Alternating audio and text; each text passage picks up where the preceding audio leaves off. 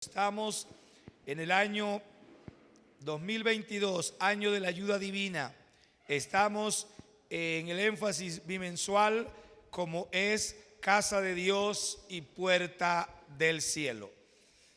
Abran la palabra de Dios en Hechos de los Apóstoles, capítulo 2, versos 46 y 47, y luego estaremos mirando el 5:42 y posteriormente haremos un recorrido de Génesis a Apocalipsis.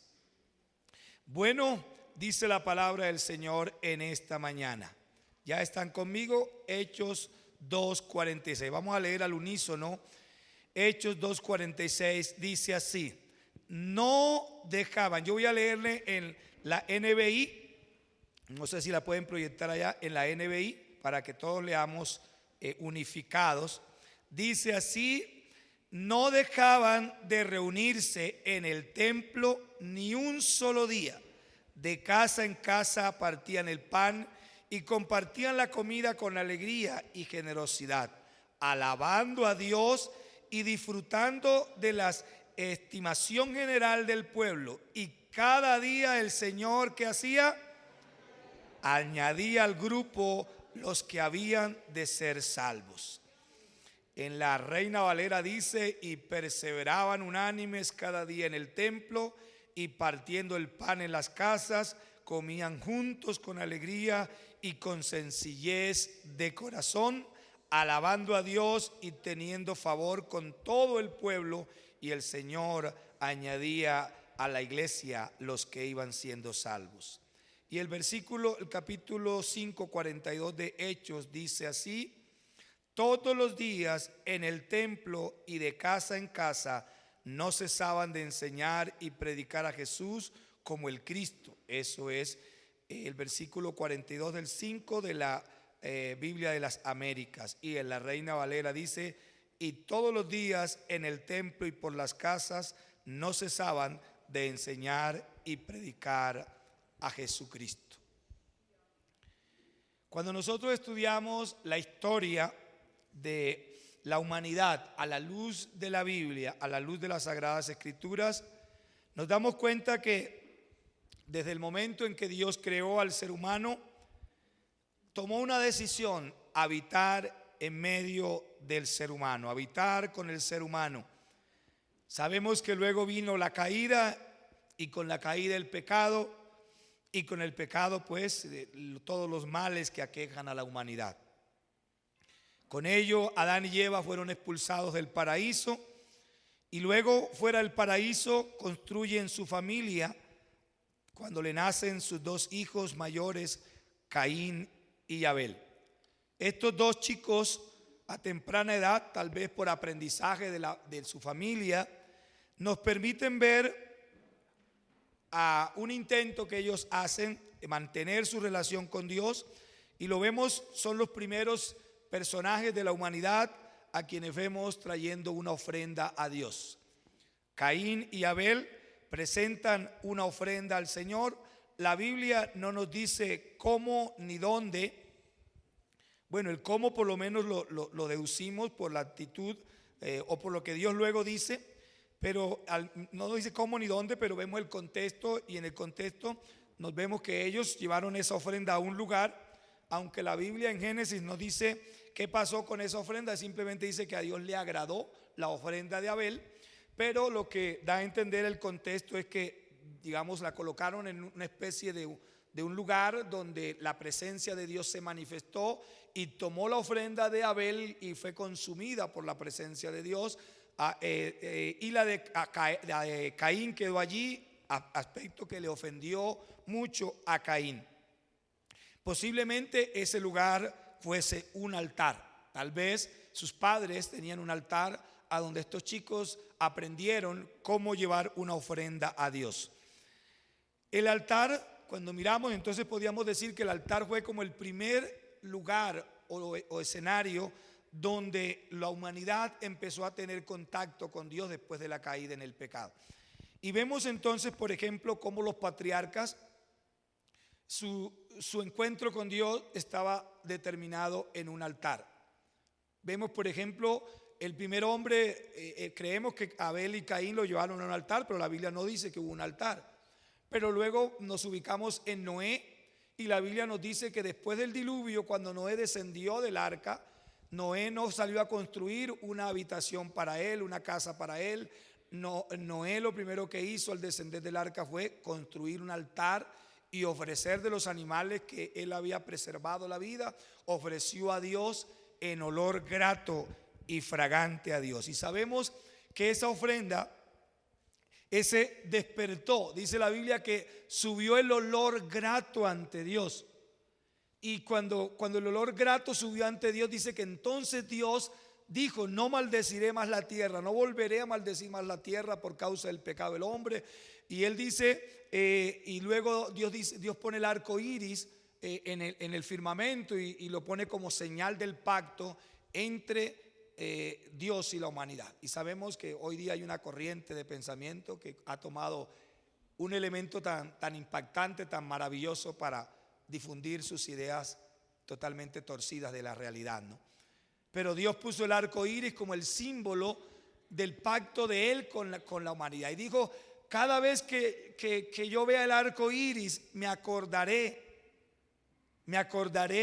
que ese arco iris simboliza que no volveré a destruir la tierra más con diluvio.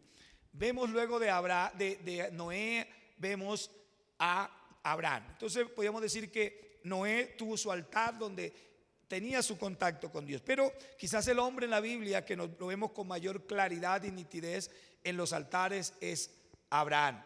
Abraham, donde quiera que colocaba su tienda, allí colocaba un altar a Dios.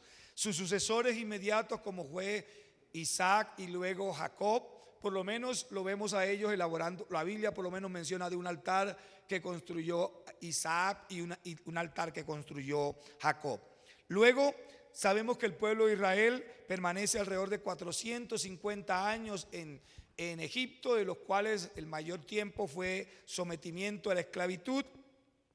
Pero cuando el pueblo de Israel, cuando Moisés sacó al pueblo de Israel juntamente con Aarón, llegaron después de 3 meses al monte Sinaí o monte Horeb. Dios le dice a Abraham que suba al monte y que el pueblo se quede allí esperándolo. Moisés sube y en el monte Dios le revela un diseño y dice así: y harás un santuario para mí y habitaré en medio de ellos conforme a todo lo que yo te muestre. El diseño del tabernáculo y el diseño de todos los utensilios que yo te muestre, así lo harás. Eso está ya en Éxodo 25, 8 y 9. Entonces ahora Dios revela, ya cesan, digámoslo en cierta manera, los altares. Bueno, no cesan, pero por lo menos ahora Dios demarca un punto donde quiere encontrarse con su pueblo. Y ese punto, Dios le dice, ese punto es el tabernáculo. ¿Qué era el tabernáculo? Era el lugar del encuentro de Dios con su pueblo, donde ese tabernáculo sería portátil en el tiempo del recorrido por el desierto. Y durante los 40 años que estuvieron en el desierto, llevaron el tabernáculo. Entonces el tabernáculo, esa tienda portátil, se convirtió en lugar donde, cuando construyeron el tabernáculo, la gloria de Dios se manifestó y estuvo allí presente desde ese momento, de tal manera que la nube de Dios estaba en el día nube y en la noche columna de fuego, y el pueblo de Israel solo se movía bajo las directrices de la nube de Dios. Cuando la nube se detenía, el pueblo se detenía. Cuando la nube se levantaba, así fuera a las 12 de la noche. Bueno, yo no sé si la nube alguna vez se levantó a las 12 de la noche, ¿no? Esa es una especulación teológica que yo hago aquí. Pero podríamos decir que si la nube a las 12 de la noche se movía, a las 12 de la noche el pueblo tenía que empezar a desarmar toda la tienda portátil para tomar su recorrido. Cuando nosotros vemos en la legislación teocrática, Dios también le habló a Moisés legislando. En muchos momentos Dios le habló a Moisés, quien era el vocero entre Dios y el pueblo, y del pueblo hacia Dios, de Dios hacia el pueblo y del pueblo hacia Dios.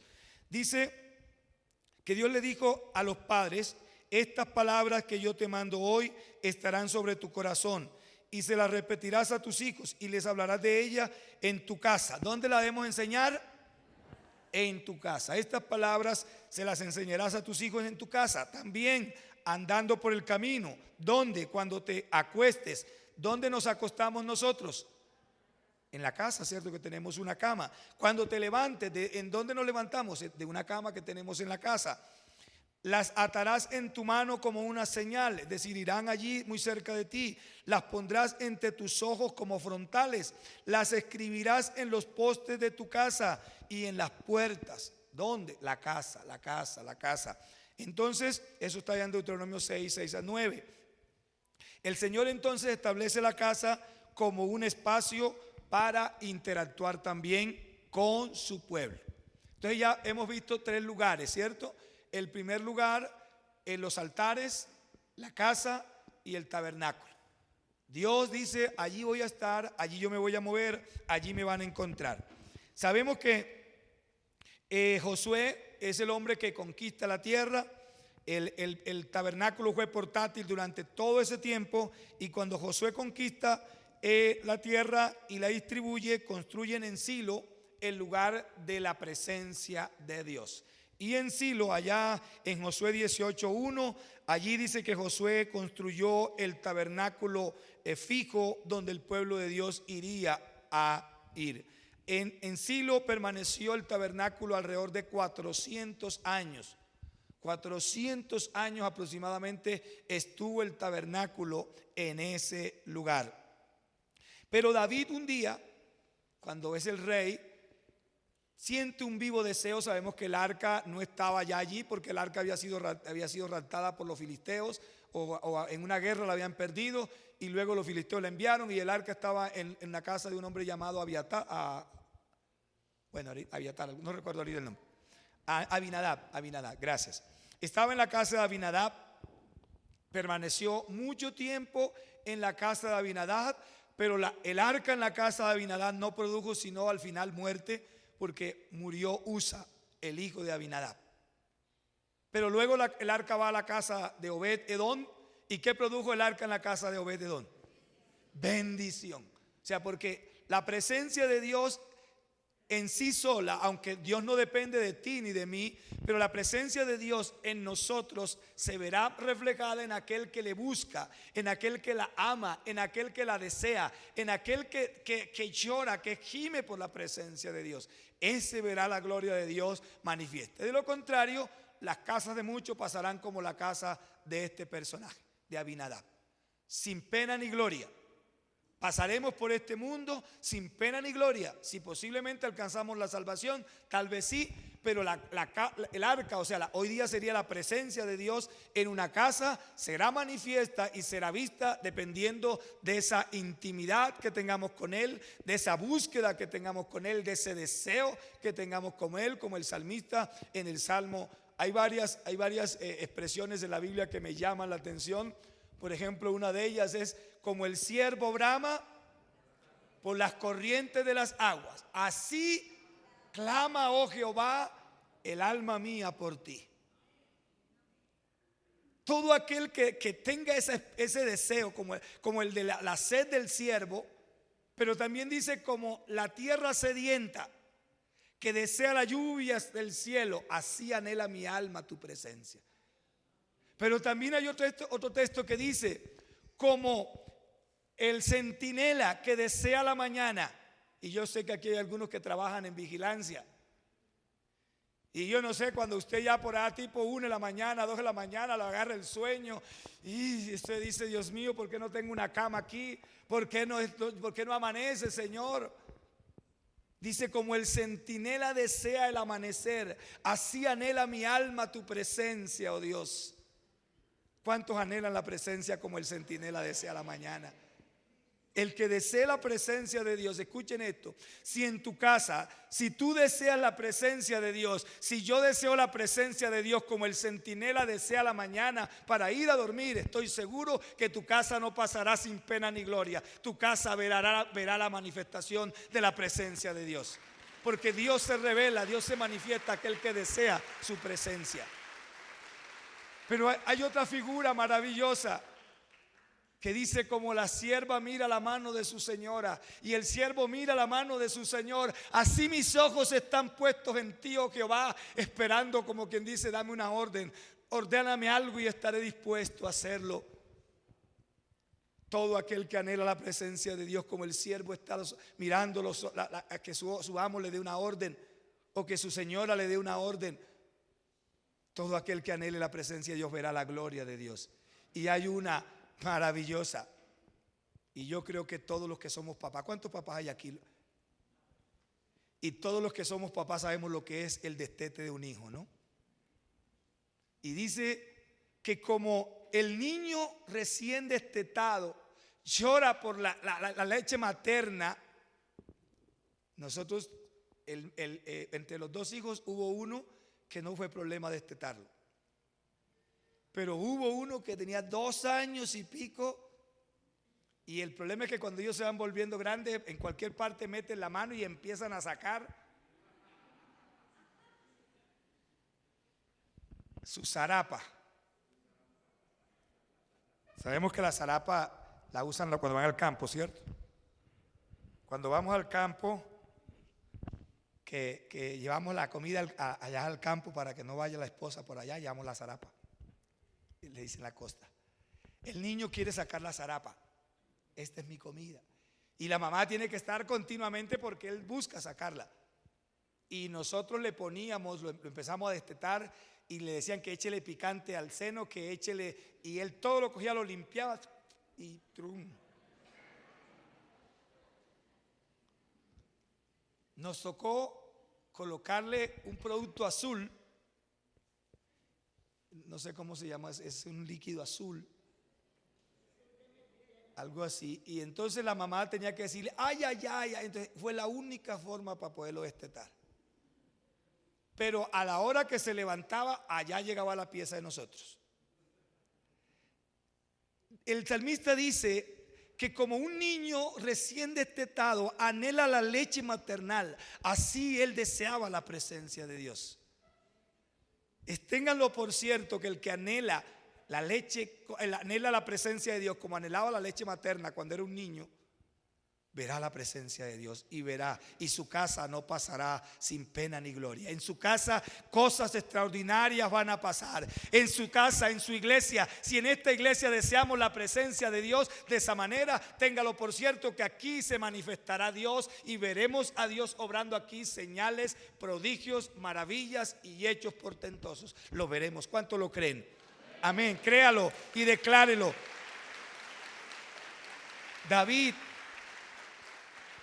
Saúl pasó y Saúl nunca se preocupó por el arca. Pero llegó David y lo primero que David dijo fue: quiero el arca, la presencia de Dios, la quiero. Pero David vivía en Jerusalén y David no dijo: bueno, entonces rescatemos el arca y llevémoslo a Silo, porque allá estaba el tabernáculo, allá estaba el lugar santo, el lugar santísimo, los atrios, y allá era que el arca debía ir. Pero a donde David dice: no, yo le voy a construir una tienda al lado de mi casa. Y David propone construir una tienda, y es impactante porque eso no le enojó a Dios. Dios no dijo: no, David, qué atrevido eres, lleva mi arca allá a Silo, allá que no. Dios se alegró. Y David ahora tuvo que distribuir 2 grupos de sacerdotes: los que ministraban allá en Silo y los que ministraban acá en la casa de él para ministrar en la presencia de Dios. Pero un día David se levanta, su casa era de cedro, hermosa. Y David se pone a mirar su casa y dice: wow, qué mansión la que yo he construido. Pero miró hacia el otro lado y dijo: no es posible, esto no es posible que mi casa sea una casa de cedro. Yo soy el rey de Israel, pero el rey de las naciones habita en una tienda, habita en una choza. Y David dice: no, eso no puede ser así. Y David determina construirle casa a Dios. Y le dice al profeta Natán: venga, mire que yo me puse a pensar, me puse a mirar, miré mi casa, es hermosa, pero miré que la casa de Dios está en una tienda. Yo le haré una casa a Dios. Y Natán dice: hazlo porque Dios está contigo. Natán, sin consultar a Dios, le dice: hazlo porque Dios está contigo. Pero esa noche Natán se acuesta y Dios le habla a Natán en la noche y le dice: Natán, ¿sabes qué? Yo llevo, desde que Israel salió de Egipto, yo llevo ese tiempo caminando con ellos. A ninguno de los gobernantes de Israel me ha construido una casa. A ninguno de ellos yo le he pedido una casa. Pero dile a David que porque ha tenido este deseo en su corazón, yo le construiré una casa a él. Él no me construirá casa a mí, pero yo le haré una casa a él. Pero le dice luego, él no me edificará una casa porque ha derramado mucha sangre. Pero su hijo, de hecho Salomón, su nombre significa algo así como paz. Él le dice, su hijo me levantará una casa y yo habitaré en esa casa. Pero es maravilloso porque Dios dice, yo a nadie le he pedido que me haga una casa. Yo no he pedido, yo me siento bien habitando en el tabernáculo, yo me siento bien allí, pero me alegro, o sea, yo sé que a Dios nada lo toma por sorpresa, pero pareciera, ¿no?, que hubiera sido como una sorpresa de Dios. Wow, yo te pregunto, cuando tú sorprendes a Dios, Dios se va a manifestar. Nosotros en Neiva hicimos un encuentro. Y ese encuentro, hacíamos encuentros allá. Y hubo un encuentro extraordinario donde Dios se manifestó en liberaciones. Yo quedé sin voz en esa vez haciendo liberaciones. Quedé sin voz. Y uno de esos jóvenes que estuvo en ese encuentro, que él me decía, pastor, yo lo ayudo. O sea, acuérdate que los encuentros están prohibidos, nadie debe ayudar, solamente los que están allí ministrando. Y él se me acercaba y me decía, pastor, yo lo ayudo. No, mijito, quédese. Era un sardino en ese tiempo. Ese chico llegó al encuentro, se enamoró del Espíritu Santo. Y esa noche cuando llegó a su casa, allá en el encuentro le mandaron un bombombún. Alguien le mandó en unas cosas que hacemos, le mandó un bombombún. Y él llegó a su casa, le compartió a su familia de las cosas maravillosas del encuentro, cogió el bombombún y lo partió en 4 pedazos. Lo puso en un plato. Y cuando su familia se acostó, él se levantó, prendió la luz de la sala y le dijo, Espíritu Santo, Padre, Hijo y Espíritu Santo, los invito a mi mesa.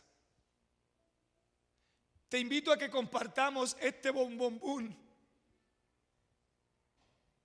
Y cuando él le pone el plato en la mesa y se sienta, se manifiesta la presencia de Dios. Y cayó él, o sea, esa presencia fue tan fuerte que él cayó de la silla al suelo. Y la mamá, cuando escuchó el golpe, salió corriendo y también cayó. Y luego salió el hermano y también cayó. ¿Sabes que cuando sorprendemos a Dios, yo sé que a Dios, eso es una idea humana, ¿no? Porque a Dios nadie lo sorprende. Porque la palabra sorprender es como que yo no esperaba esto. Pero yo creo que cuando hacemos cosas que no son tan normales hacerlas, pero que no desencajan de los propósitos de Dios, Dios se va a manifestar y vamos a ver la gloria de Dios. Y vamos a ver la gloria de Dios.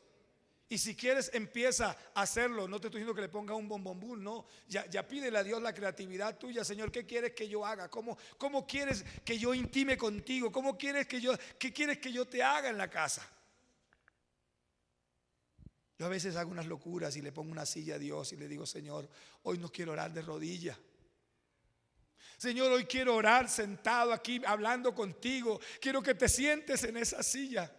Yo no sé, algunos dirán eso es una herejía. Yo lo he hecho y le he dicho, Señor, siéntate allí. Yo quiero hablar contigo. Y he experimentado los momentos más hermosos de mi vida cuando yo he hecho esos momentos.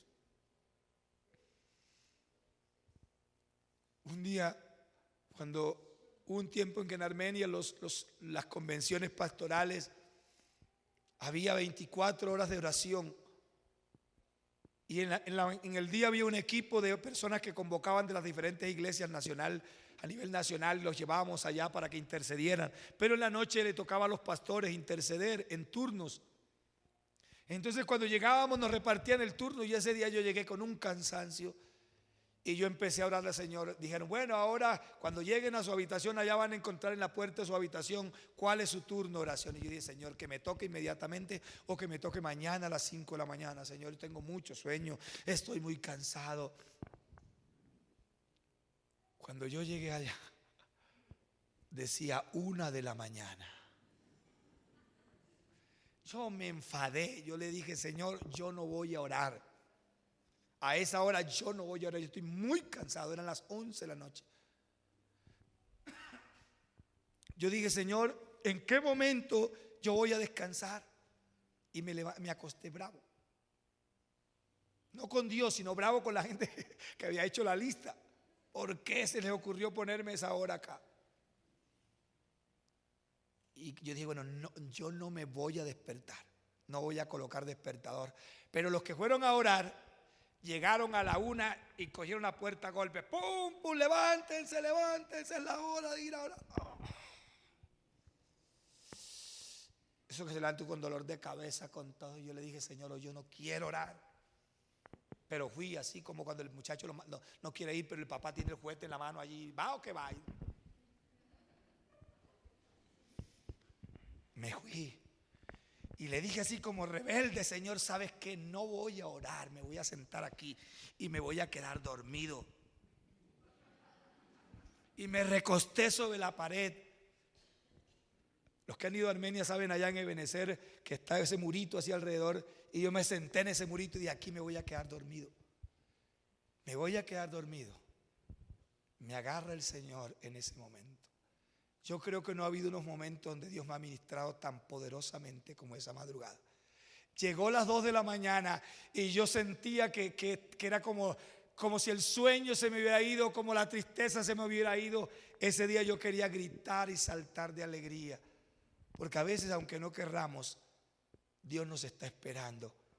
A veces no somos nosotros los que le servimos el bombombún, sino Él el que no nos sirve un bombombún, sino que nos sirve un manjar y nos invita a la mesa y nos dice, ven, eres bienvenido a mi mesa, disfruta del manjar que te he preparado. Y Dios ha preparado esta mañana un manjar para ti. Dios tiene preparado un manjar para ti.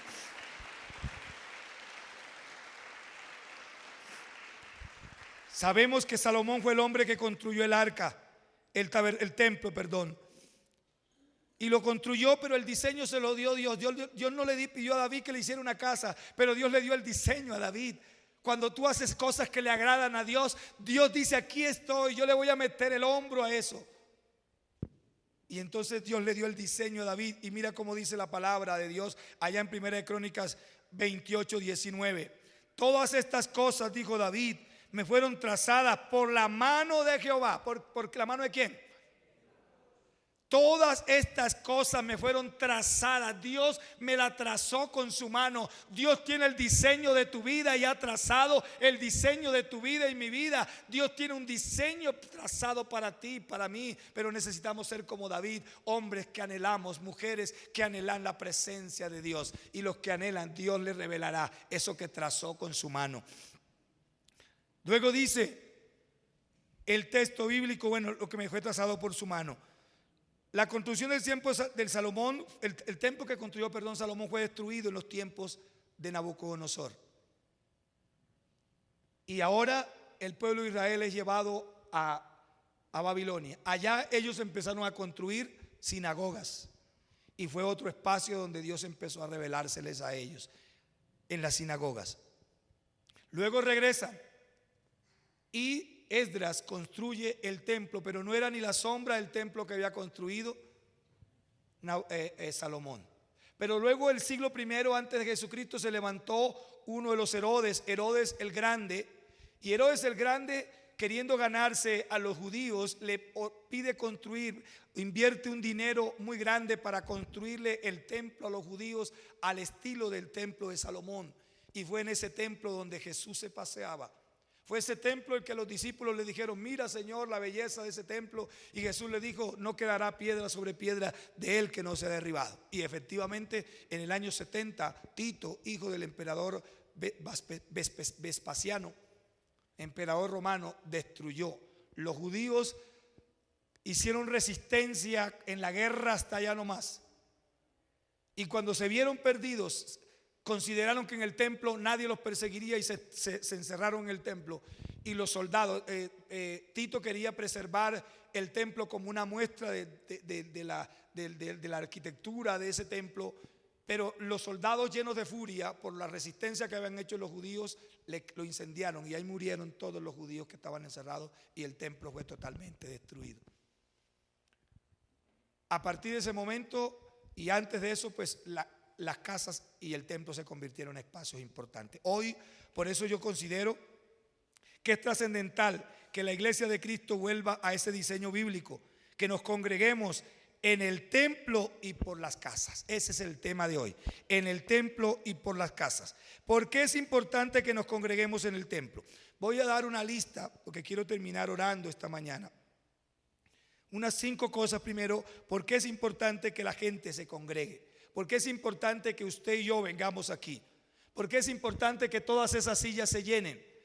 Es importante, primero que todo, porque Dios determinó un lugar para reunirse con su pueblo. Sabemos que hoy usted y yo somos el templo del Espíritu Santo. Sabemos que somos el templo para que Dios habite, pero Dios tiene un lugar que escoge lugares para que nosotros nos congreguemos aquí.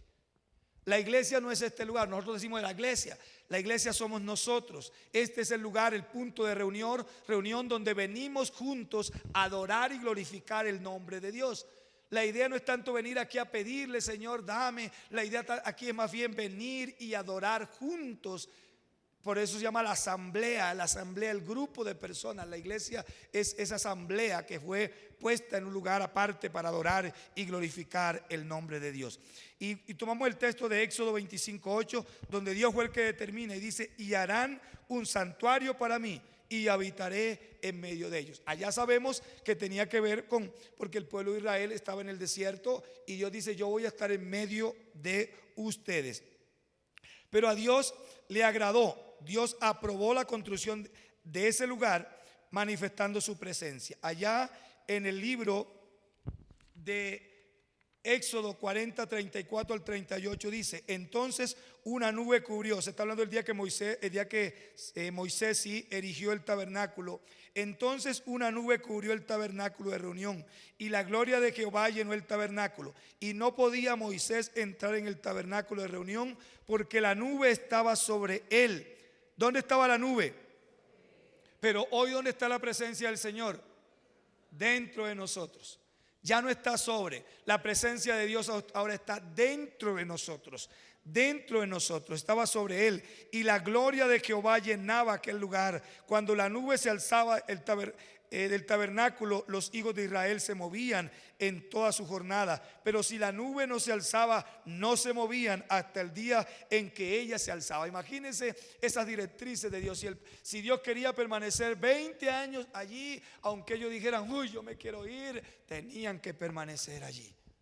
Eso significaba Dios tenía el control de todo, porque la nube de Jehová estaba de día sobre el tabernáculo y el fuego estaba en la noche sobre él, a vista de toda la casa de Israel en todas sus jornadas. De día, o sea, todo era visible. De día era una nube que los protegía de los intensos rayos del sol y del calor. Yo no sé, yo me imagino lo hermoso que sería, ¿no? Allá a 100 metros o 200 metros, un sol intenso. Ustedes saben que cuando el sol está caliente, usted lo mira y hace así, ¿no? Como mareíta. Y yo creo que los israelitas aquí miraban y ese sol allá hacía así. Pero acá, qué brisa fresca, qué presencia agradable, cómo esa nube cubría y protegía todo y se sentía esa frescura. En la noche, a 100 metros, una oscuridad terrible, pero acá la luz. Allá frío porque eran los desiertos, los contrastes del clima. Allá un frío intenso, pero acá un calor térmico adecuado para vivir correctamente. ¿Sabes qué? La presencia de Dios regula el ambiente. La presencia de Dios regula el ambiente. Donde está la presencia de Dios está el ambiente adecuado para que la familia viva correctamente. Donde está la presencia de Dios está el ambiente correcto en la empresa para las relaciones, para la vivencia, para la comunión unos con otros. La presencia de Dios, dile que está a tu lado, la presencia de Dios en la casa regula el ambiente. Díselo al hermano que está a tu lado. La presencia de Dios en nuestra casa regula el ambiente. O sea que si hoy viniste de pelea con tu pareja, si hoy el ambiente está tenso, tal vez que pregúntate cómo está la presencia de Dios, cómo está el termómetro de la presencia de Dios en nuestra casa. La presencia de Dios en el día traía frescura, en la noche traía el calorcito para que ellos no sintieran el frío Entonces eso hace la presencia de Dios. Otro aspecto, ¿por qué más debemos nosotros congregarnos? Porque el Señor Jesucristo nos dio ejemplo.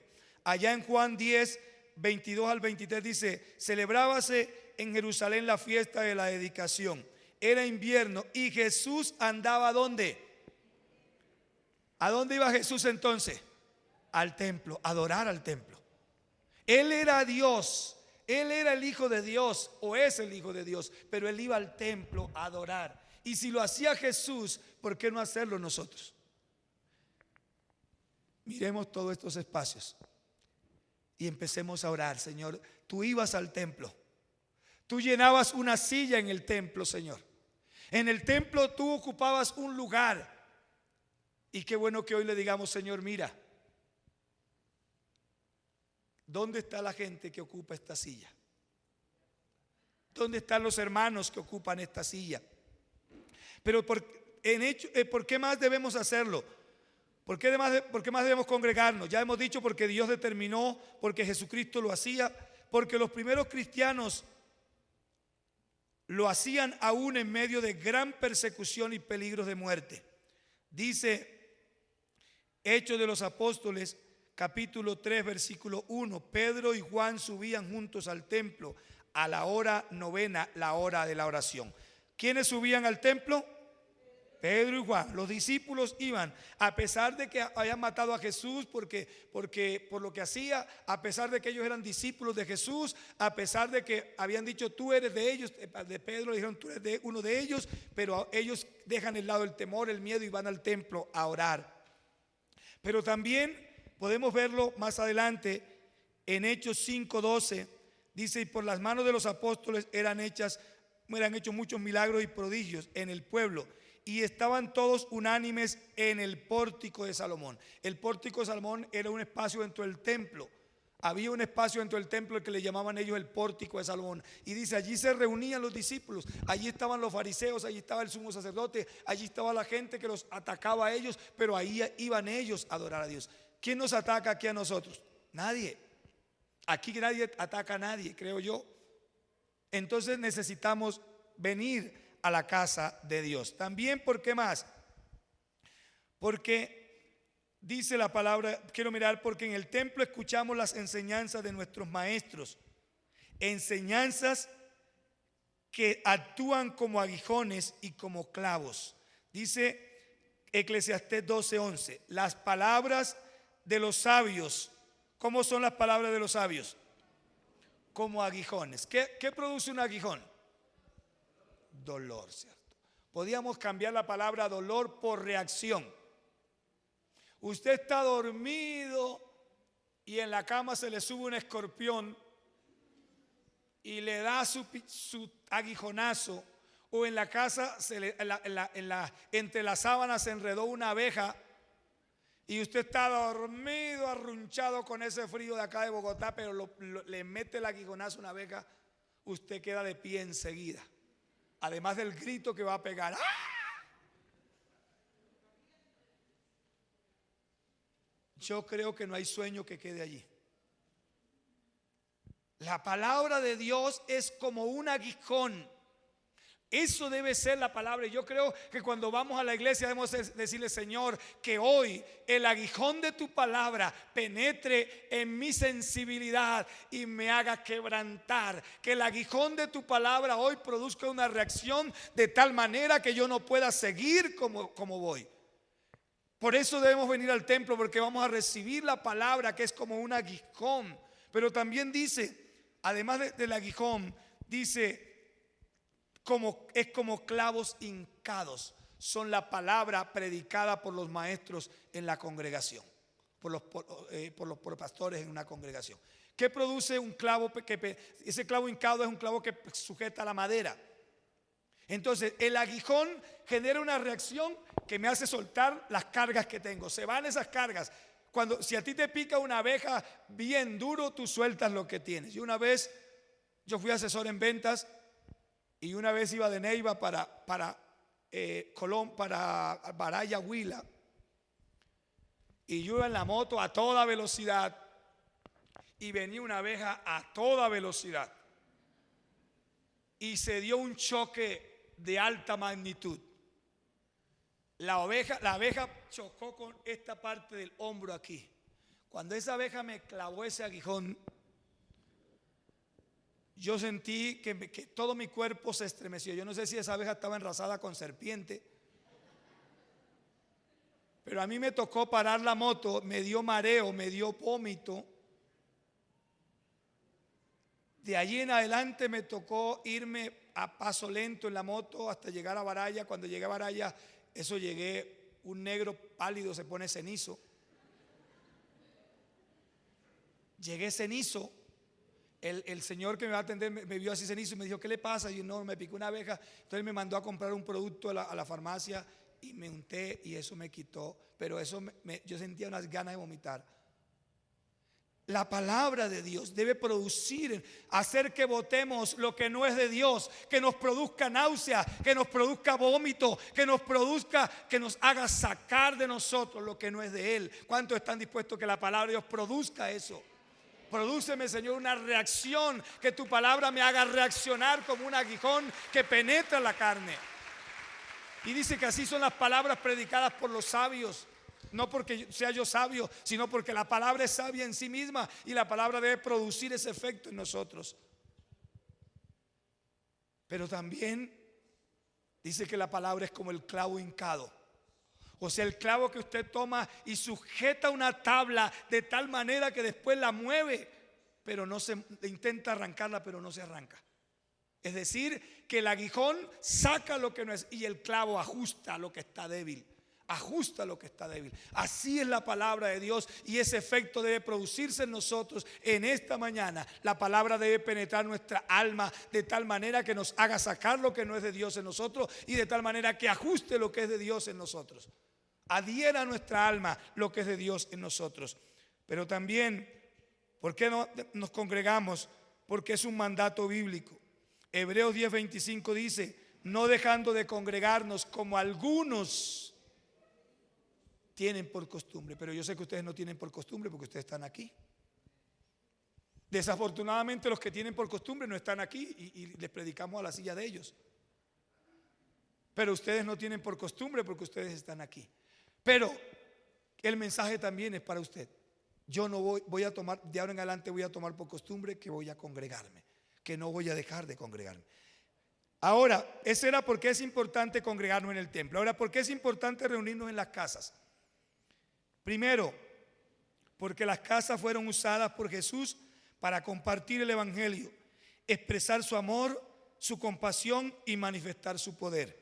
Voy a solamente a leer, voy a hacer un breve repaso de lectura.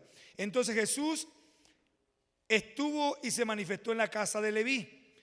Vamos a mirar este texto que es Lucas 5:29 al 32. Lean conmigo. Dice así: después de estas cosas salió y vio a un publicano llamado Leví sentado al banco de los tributos públicos y le dijo: sígueme. Y dejándolo todo se levantó y le siguió. Y Leví le hizo gran banquete en su casa. ¿Dónde le hizo banquete a Jesús? ¿Cuántos quieren prepararle un banquete a Jesús en la casa? Amén. Le hizo un banquete a Jesús en su casa. Y luego dice: y había mucha compañía. Es decir, él no lo hizo porque podíamos hacerlo. Yo quiero un banquete solamente para Jesús y mi persona. Quiero hacer un banquete solamente para Jesús y mi esposa y mis hijos. Pero este hombre hizo el banquete para Jesús, para su esposa, para sus hijos. Pero ¿a quién invitó? A una compañía de publicanos. Qué bueno.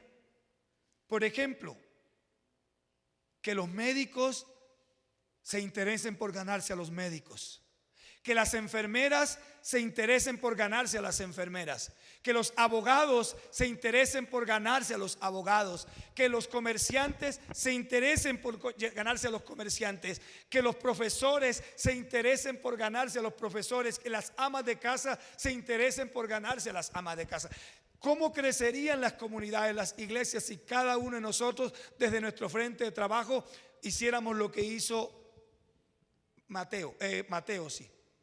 Mateo, él era un publicano, un cobrador de impuestos. Jesús se lo ganó y enseguida reunió a su grupo y le dice: vengan, yo me encontré con un hombre que transformó mi vida, que hizo algo maravilloso. Pero yo le he hecho un banquete, pero no quiero estar con él y mi familia. Yo quiero que ustedes también vengan y escuchen lo que él me ha hablado a mí.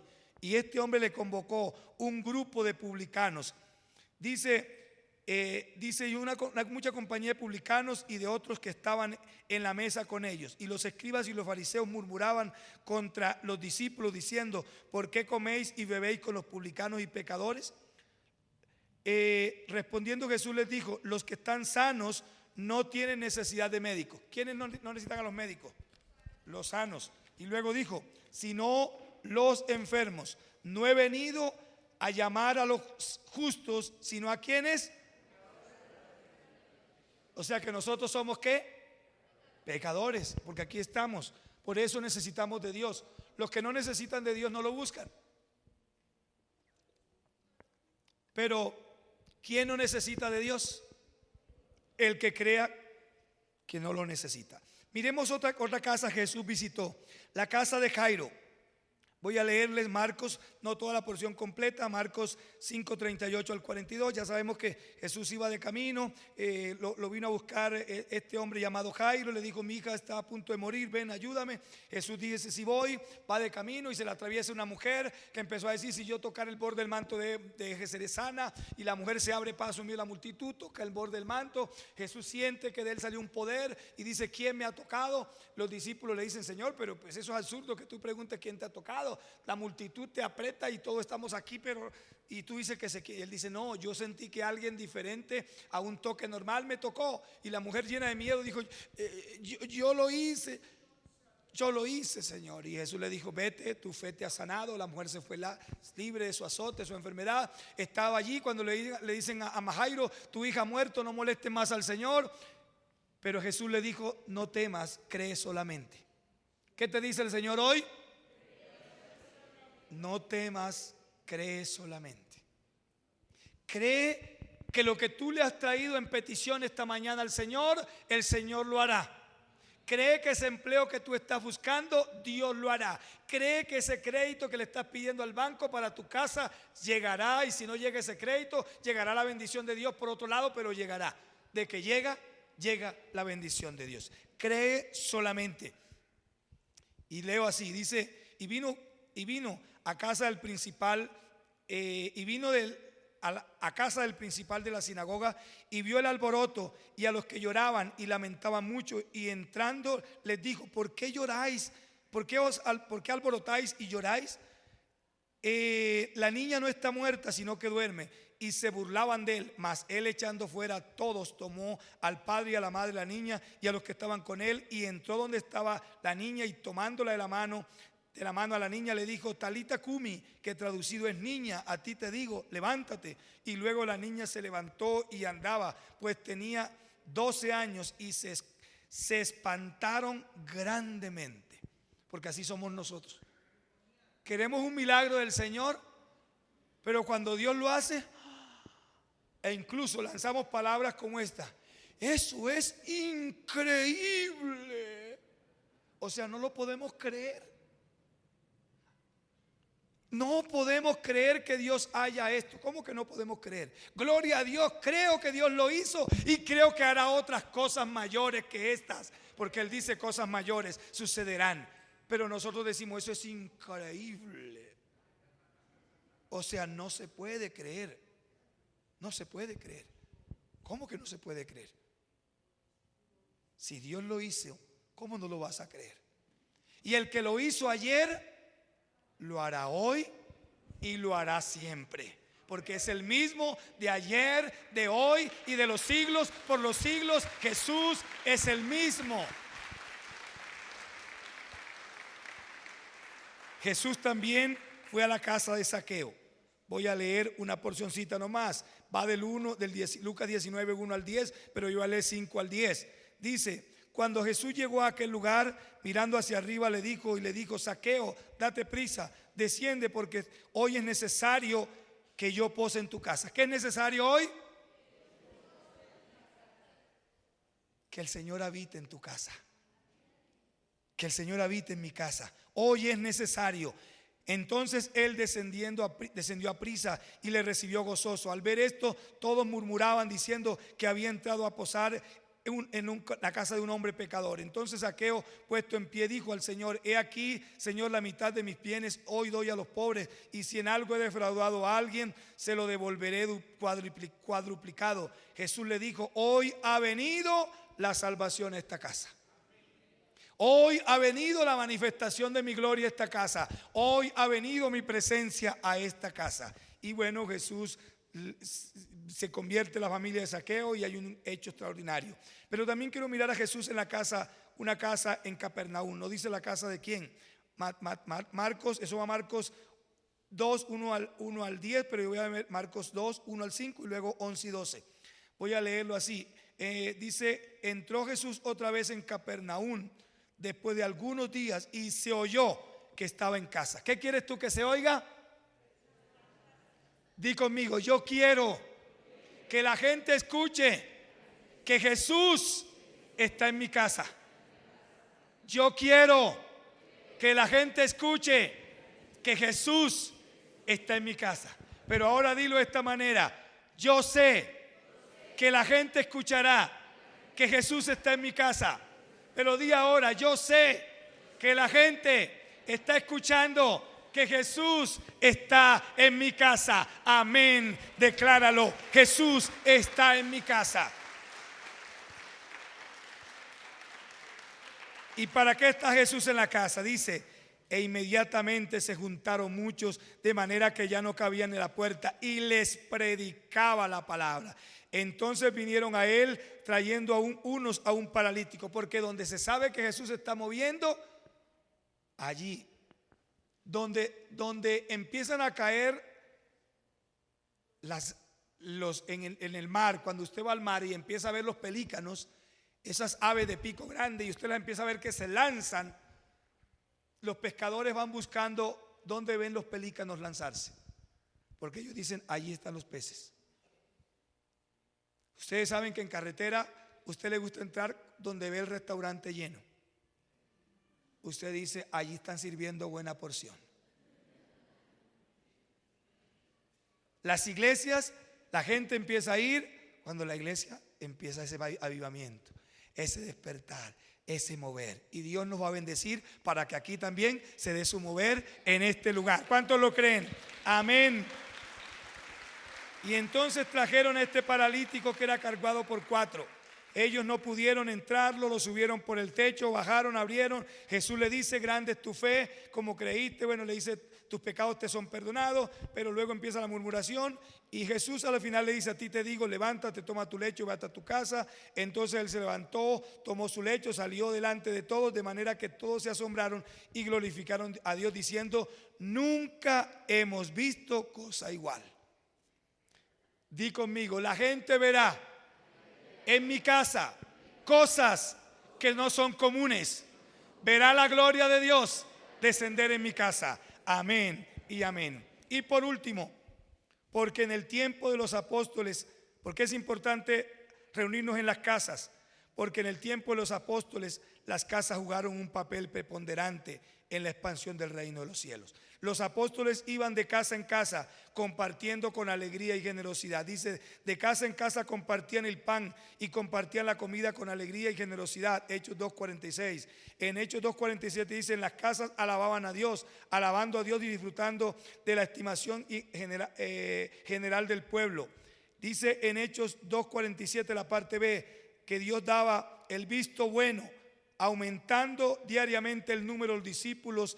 Y dice: y cada día el Señor añadía a la iglesia los que habían de ser salvos. ¿A través de qué los añadía? A través de la participación de la iglesia en las casas. En las casas llegaba la gente y luego la gente iba al templo a adorar a Dios. Todos los días por las casas enseñaban y predicaban.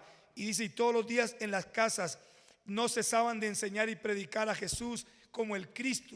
Eso lo dice Hechos 5:42. Y todos los días en el templo enseñaban la palabra de Dios. Porque las iglesias del pueblo gentil en su gran mayoría nacieron en una casa. Escucha esto, estamos hablando allá en Israel. y en los lugares a donde se fue extendiendo el evangelio. Las iglesias del pueblo gentil en su gran mayoría nacieron en una casa. Por ejemplo, para la naciente iglesia en Filipos, la casa de Lidia y la casa del carcelero fueron determinantes. Fueron como el semillero que Dios usó para expandir la palabra allí. Dice entonces una mujer llamada Lidia, estoy leyéndole Hechos 16, 14 y 15.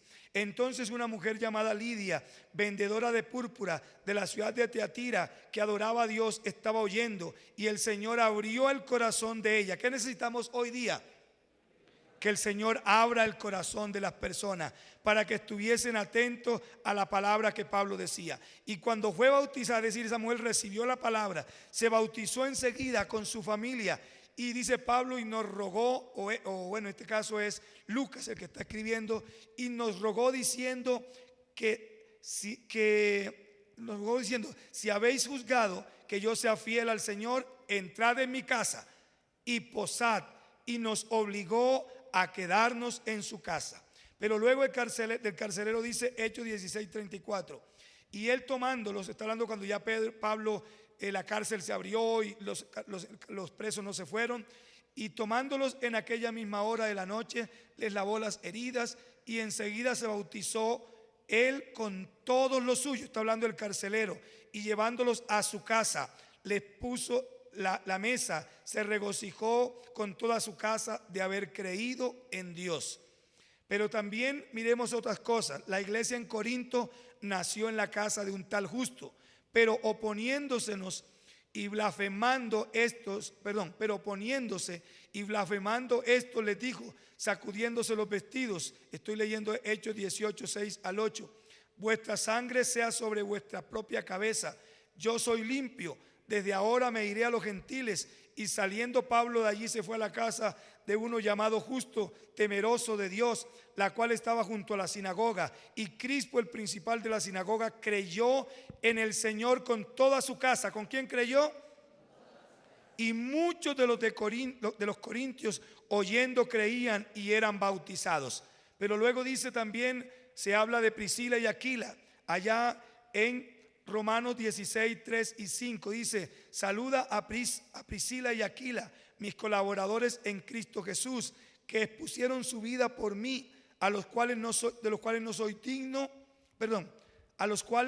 solo yo doy gracias, sino también todas las iglesias de los gentiles. Saludad también a la iglesia de su casa, o sea, la iglesia de la casa de Priscila y Aquila. Pero también se nos habla de una mujer llamada Ninfa. Dice allá en Colosenses 4:15, saludad a los hermanos que están en la Odisea y a Ninfas y a la iglesia que está en su casa. Pero también de Pablo se nos dice en Hechos capítulo 28, 30 y 31, y Pablo permaneció 2 años enteros en una casa alquilada. O sea que los hermanos que no tienen casa y tienen casa alquilada también pueden hacer grupos en sus casas. Y recibía a todos los que a él venían, les predicaba el reino de los cielos, les enseñaba acerca de Jesucristo, estaban abiertamente y sin impedimento, predicaba abiertamente y sin impedimento. Entonces, ¿por qué? Ya escuchamos por qué es importante ir al templo y por qué es importante congregarnos en las casas. Tenemos fundamento bíblico para ir al templo y es una necesidad. Dice porque esto es un mandato de Dios y tenemos palabra para congregarnos en las casas a través de los grupos. Yo te invito a que te coloques de pie. Y voy a orar en esta mañana. No sé si me pueden colocar una canción de fondo allá, de adoración. Yo quiero que por un momento tú pienses, bueno, yo vengo al templo, aquí estoy en el templo, gloria a Dios. Gracias. Pero quiero que pienses en tu casa hoy. Jesús iba a las casas y ganaba gente en las casas. Los discípulos cercanos a Jesús iban a las casas y ganaban gente en las casas. Pablo y todo su equipo que fueron formando la segunda generación de discípulos iban a las casas y formaban iglesias en las casas. De los discípulos en Jerusalén no se nos dice que nacieron iglesias, posiblemente sí, pero de las iglesias fuera de Jerusalén nacieron las iglesias en las casas. esta iglesia es una iglesia que nació en una casa. Y yo esta mañana, no sé si aquí está la familia Castillo, están aquí los hermanos Castillos. ¿Hay algún hermano Castillo aquí? Dios te bendiga, mi hermano. ¿Alguien más? Yo quiero que primero que todo, ponte de pie, hermanito, hazme favor. Yo quiero que oremos hoy por la familia Castillo, donde nació esta iglesia. Y quiero que nosotros hoy le digamos: Señor, yo quiero también. O sea, no es que vamos a formar más iglesias, ¿no? O sea, que la iglesia siga creciendo en nuestras casas. Yo quiero orar por mi hermano, que él representa hoy el resto de la familia Castillo que no está aquí. Recuérdame tu nombre, hermano.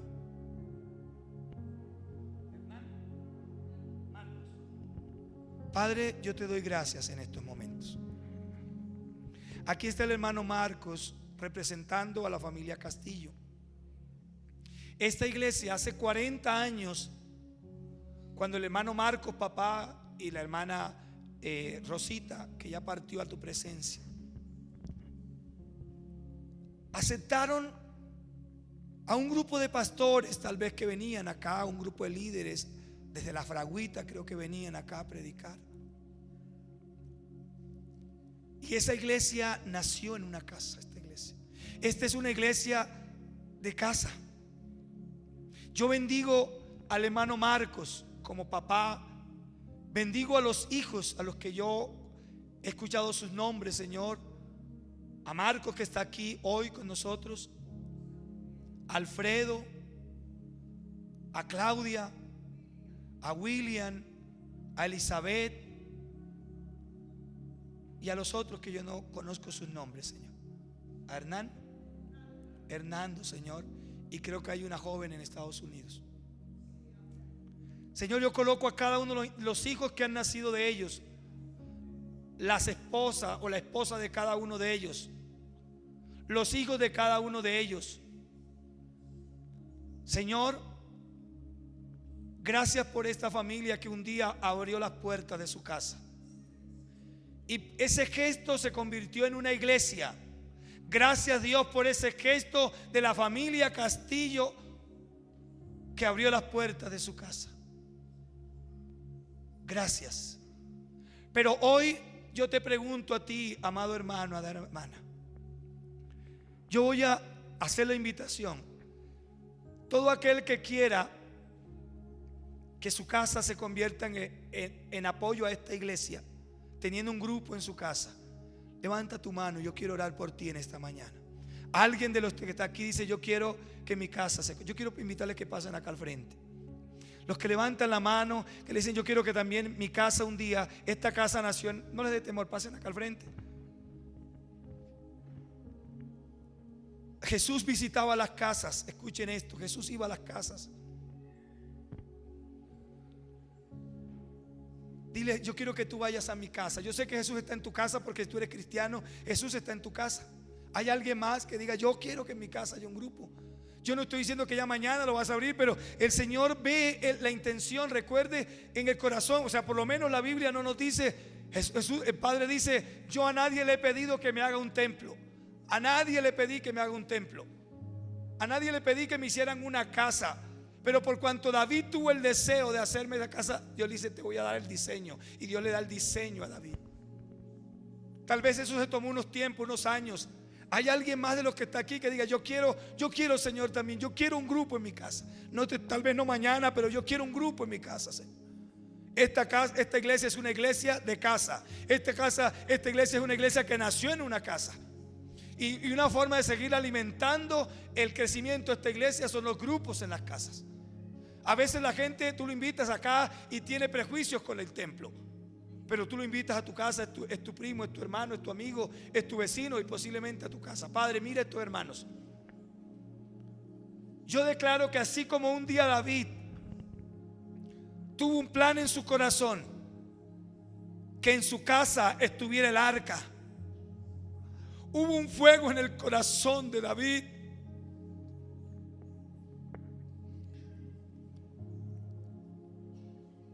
El arca debía reposar en Silo, donde estaba el lugar de la presencia de Dios. Pero David la llevó a su casa.